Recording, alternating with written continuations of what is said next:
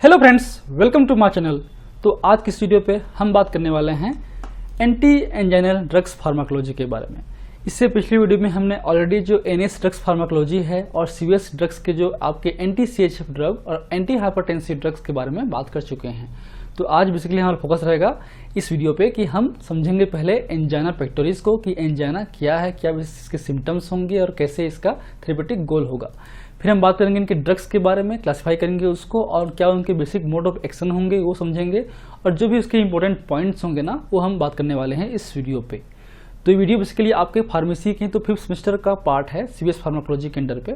So if you want to watch my previous videos regarding the pharmacology you can check the description box below for the link. तो चलिए video को शुरू करते हैं। So angina pectoris और angina, तो basically ये heart attack भी हम बोल सकते हैं इसके सिम्टम्स के बारे में, जिसमें चेस्ट पेन होता है आपको।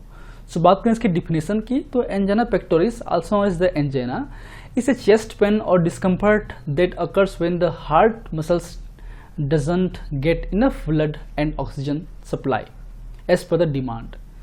तो एंजाइना पेक्टोरिस एक तरीके से हार्ट अटैक के सिम्टम्स ही हैं, जिसमें आपके चेस्ट पेन होते हैं, आपको डिस्कम्फर्टनेस महसूस होता है। और क्यों होता है? अगर किसी भी कारण से अगर आपके हार्ट के अंदर पे जो आपके मायोकार्डियोसाइट्स हैं, मसल्स हैं, उनमें ब्लड सप्लाई नहीं होगा तो क्या होगा? मायोकार्डियल इस्कीमिया होगा। अब मायोकार्डियल इस्कीमिया होगा तो कहीं ना कहीं ब्लड सप्लाई के थ्रू ही आपके जो ऑक्सीजन है और न्यूट्रिएंट्स हैं आपके मिलते हैं हार्ट को, तो कहीं ना कहीं ऑक्सीजन भी नहीं मिलेगा और न्यूट्रिएंट्स भी नहीं मिलेगा। तो ये बोले कि हम एक तरीके से हाइपोक्सिया हो सकता है। अब हाइपोक्सिया से आपके जो मायोकार्डियल सेल्स हैं वो डैमेज होने लगेंगे। ठीक है, जब वो डैमेज होने लगते हैं तब आपको सिम्टम्स आने शुरू होंगे चेस्ट पेन का, डिस्कम्फर्टनेस का, और धीरे धीरे ये प्रोग्रेशन बढ़ते जाता है अगर आप उसको प्रॉपरली मैनेज नहीं किए तो।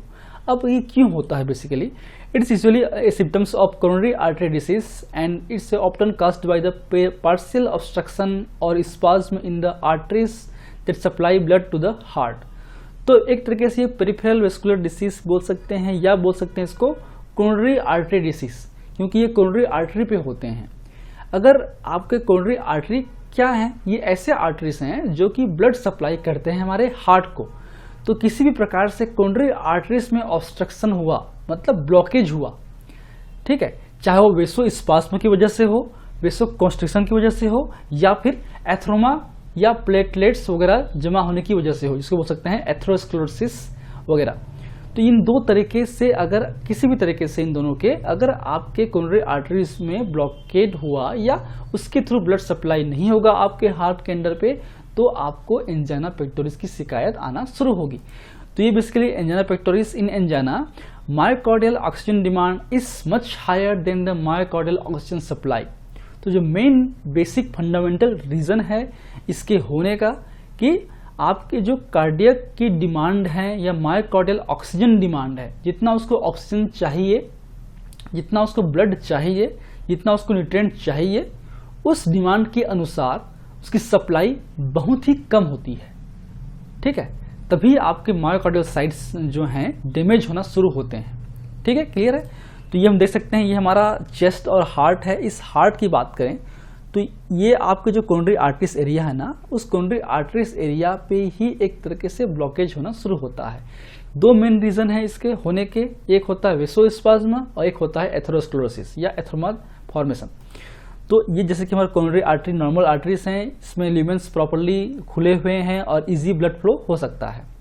लेकिन नैरोइंग ऑफ कोरोनरी आर्टरीज दो तरीके से हो सकता है, या तो वेसोस्पाज्म हो या फिर इस आर्टरीज में जो है इनर वॉल पे आपके एथेरोस्क्लेरोसिस हैं, प्लेटलेट्स हैं, प्लेक्स हैं, बिल्डअप कर जाते हैं, इसको बोल सकते हैं एथ्रोमा वगैरह। तो वो बिल्डअप होने की वजह से भी आपका ब्लड फ्लो प्रॉपर नहीं हो पाता है कि नहीं? तो अल्टीमेटली क्या होगा इस ऐसे कंडीशंस में जो ल्यूमेन साइज हैं आपके एक्टिव ल्यूमेन साइज बोल सकते हैं आपके आर्टरी का, वो कम हो जाता है। तो अल्टीमेटली ब्लड सप्लाई या ब्लड फ्लो जो है कम होगा। ब्लड फ्लो कम होगा तो इस्कीमिया, इस्कीमिया से हाइपोक्सिया, से आपका हाइपोक्सिया इंजरी। क्लियर है? चलिए, सेकेंड रीजन था हमारा वेसोस्पाज्म। अगर आपका वेसोकॉन्स्ट्रिक्शन हो जाता है तो भी ये हो सकता है। ठीक, तो दो ही मेन रीजन है और हमारा थेरेपेटिक गोल भी यही है, to improve the coronary blood flow to reduce the cardiac workload and to reduce the oxygen demand. तो कुल मिला के हम किसी भी तरीके से हमारे हार्ट के अंदर में ब्लड सप्लाई को बढ़ाएं। कार्डियक की जो वर्कलोड है, क्योंकि जितना ज़्यादा वर्कलोड बढ़ेगा उतना ज़्यादा डिमांड बढ़ेगा ऑक्सीजन की, उतनी ज़्यादा उसको ब्लड सप्लाई की रिक्वायरमेंट होगी। तो वर्कलोड भी हम कम कर सकते हैं आपके हार्ट को। रेस्टिंग स्टेज में रहेंगे तो जाहिर सी बात है आपका हार्ट उतना एक्टिव नहीं रहेगा, तो डिमांड भी कम हो जाएगी। ठीक, उसके अलावा रिड्यूस द ऑक्सीजन डिमांड, ये हम 3 मेजर थेरेपेटिक गोल हैं। आते हैं ड्रग्स के बारे में। तो फर्स्ट ड्रग हमारा है एंटी एंजाइनल का, वो हमारा है इंपॉर्टेंट ड्रग्स है नाइट्रेट्स, जिसमें आपके सबलिंगुअल रूट से हम लेते हैं जो ड्रग, वो हमारा शॉर्ट एक्टिंग ड्रग्स होते हैं जो कि तुरंत काम करने वाले हैं और तुरंत ठीक हो जाते हैं। इसका ऑनसेट ऑक्शन बहुत फास्ट होता है। ग्लिसराइल ट्राइनाइट्रेट, जिसे हम नाइट्रोग्लिसरीन भी बोलते हैं, GTN फॉर्म पे भी बोलते हैं। उसके अलावा आइसोसॉर्बिट डाइनाइट्रेट भी हम बोलते हैं। इससे हम सबलिंगुअली आपके टंग्स के अंडर इसको प्लेस करते हैं और टंग्स के अंदर जो आपके ब्लड वेसल्स हैं उसके थ्रू ही आपका ब्लड के थ्रू ही आपका अब्जॉर्ब होके आपके हार्ट तक पहुंच जाता है जल्दी, फास्ट वे पे।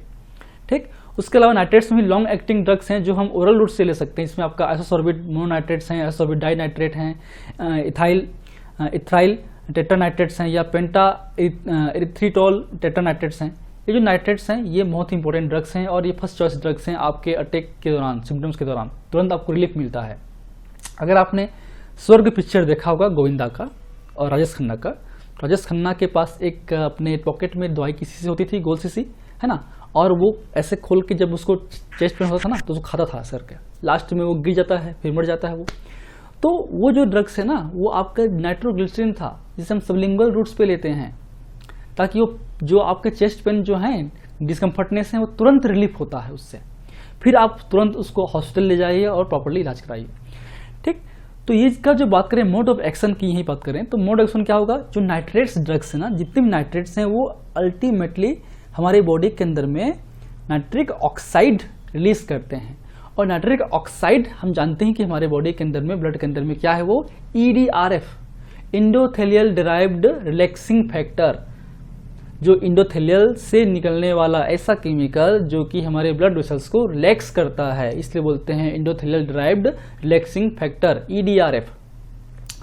ये जो नाइट्रिक ऑक्साइड्स हैं ये हमारे सेल मेम्ब्रेन को इजीली क्रॉस कर जाता है और हमारे जो सेल्स के अंदर पे होते हैं एंजाइम GC, गुआनिल साइक्लेज एंजाइम, जो कि GTP को कन्वर्ट्स करता है साइक्लिक GMP में, और साइक्लिक MP की तरह ही हमारे लिए ब्लड वेसल्स के लिए रिलैक्सेशन की तरह काम करता है, बस पाथवे अलग है। ये साइक्लिक GMP जो है myosin light MLCP phosphatase enzyme को एक्टिवेट करता है। Cyclic MP myosin light chain kinase enzyme जो कि कॉन्ट्रैक्शन के लिए रिस्पॉन्सिबल है उसको इनहिबिट करता है, उससे आपको रिलैक्सेशन इफेक्ट मिलेगा। जबकि cyclic GMP myosin light chain phosphatase enzyme जो कि रिलैक्सेंट के लिए रिस्पॉन्सिबल है उसको एक्टिवेट करता है, उससे आपको नेट रिलैक्सेंट इफेक्ट मिलता है, इसलिए आपको प्रिफर्ड ड्रग है। बट इसके साइड इफेक्ट्स भी बहुत सारे हैं। फार्माकोलॉजी हम ऑलरेडी पढ़ेंगे बाद में या पढ़ चुके हैं, वीडियो ऑलरेडी हैं। आप अगर फार्माकोलॉजी के सारे सब्जेक्ट या HEP, पैथोफिजियोलॉजी और pharmacology, medicinal chemistry, organic chemistry, इनके ऑलमोस्ट सारे लेक्चर्स बन चुके हैं। तो जब भी कोई टॉपिक आपको ढूंढना रहेगा मेरे चैनल्स के हिसाब से, तो टॉपिक का नाम एंड बाई, मतलब टॉपिक जैसे कि है anti anginal drugs by Rajesh Chaudhary, ये लिख देंगे तो आपको मिल जाएगा। मेरा नाम आप टाइप कीजिएगा राजेश चौधरी वीडियो के सर्च पे, तो आपको मिल जाएगा इजी वे पे। ठीक, तो ये आपको लेक्चर देखने मिलते हैं। नेक्स्ट हमारा ड्रग्स हैं सिम्पैथोलैक्टिक ड्रग्स, जिसमें हम यूज करते हैं mainly beta blocker. Beta blocker मतलब ऐसे ड्रग्स जो कि बीटा रिसेप्टर्स को ब्लॉक करते हैं, और ये हम इसमें selective non selective beta blocker ले सकते हैं। प्रोप्रानोलोल आपका नॉन सिलेक्टिव बीटा ब्लॉकर है और आपका मेटाप्रोलोल जो है आपका सिलेक्टिव बीटा ब्लॉकर्स हैं। बट हम सिलेक्टिव बीटा ब्लॉकर्स को प्रीफर्ड हम यूज करते हैं क्योंकि इसमें जो है वैसो कॉन्स्ट्रिक्शन इफेक्ट आपको देखने को नहीं मिलता है। ठीक है, और इनका काम क्या है, ये कार्डियक वर्कलोड को कम करेंगे। कार्डियक की जो वर्कलोड है, हार्ट रेट को एक्टिविटी है, उसको कम करेंगे। उससे कार्डियक वर्कलोड कम होगा तो ऑक्सीजन डिमांड भी अपने आप कम होगा। ठीक है, नेक्स्ट ड्रग हमारा है calcium channel blockers. Calcium channel blockers भी आपके वेसोडायलेटर्स हैं। ठीक है, ये भी आपके वेसल्स को डायलेट करते हैं। उसमें से इंपॉर्टेंट ड्रग्स हैं हमारा फिनाइल एल्कालामिन जो आपका कार्डियो सिलेक्टिव है, ये आपका वेरापामिल, तो ये आपके हार्ट मेजरली कार्डियोवास्कुलर सिस्टम में कार्डियक के अंदर में जो एल टाइप कैल्शियम चैनल्स हैं उसको ये ब्लॉक करते हैं और हार्ट की एक्टिविटी को कम करते हैं, प्लस एडिशनली आपके वेसल्स में भी काम करते हैं और उसको रिलैक्स करते हैं। नेक्स्ट हमारा ड्रग है कार्डियोसेलेक्टिव में, सॉरी ये आपका ये जो ड्रग हैं वो आपके हार्ट पे काम करते हैं प्रिफरली, ऐसा नहीं कि ये काम नहीं करते वेसल्स पे, करते हैं, मेजरली हार्ट पे प्रिफर करते हैं।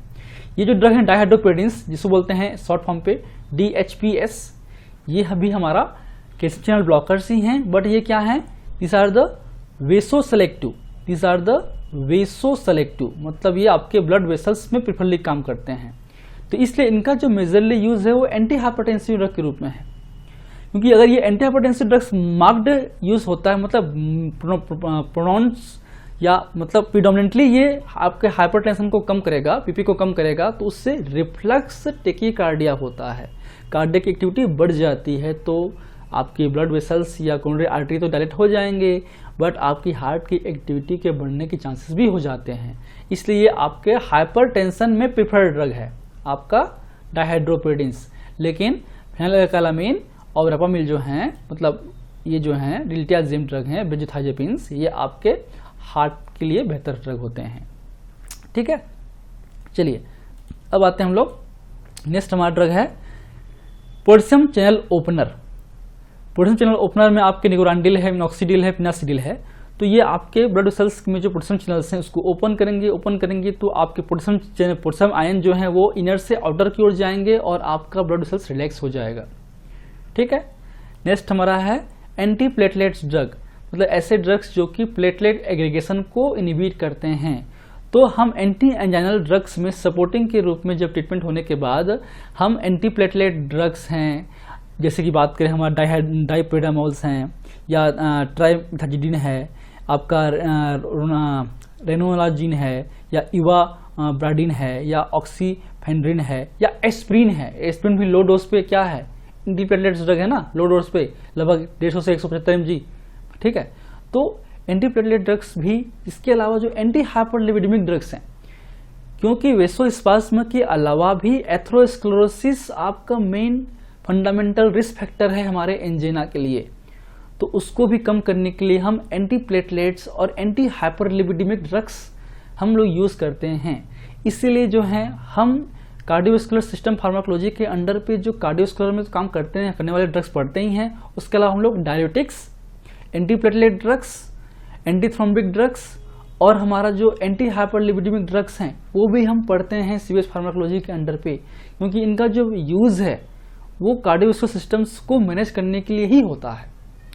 ठीक है, तो ये कुछ इंपॉर्टेंट पॉइंट्स थे हमारे एंटी एंजाइनल ड्रग्स के क्लासिफिकेशंस के, कुछ important points, mode of action, सब कुछ आपने समझ लिया। डिटेल्ड पैथोफिजियोलॉजी देखना है या फार्माकोलॉजी देखना है तो बस नाम टाइप कीजिए और मेरा नाम टाइप कीजिएगा राजेश चौधरी, तो आपको वीडियो मिल जाएगा। ठीक है, बाकी प्लेलिस्ट का लिंक मैंने ऑलरेडी दिया हुआ है डिस्क्रिप्शन बॉक्स पे, जाकर जरूर चेक कीजिएगा। नेक्स्ट वीडियो पे हम बात करने वाले हैं एंटी प्लेटलेट ड्रग्स के बारे में, स्पेशली जिसमें एंजाइना के रूप में भी यूज होता है, उसकी जो डिटेल्स हैं, खासकर जो पाथवेज वगैरह हैं कैसे आपके होते हैं वो हम देखने वाले हैं। So thank you, keep watching.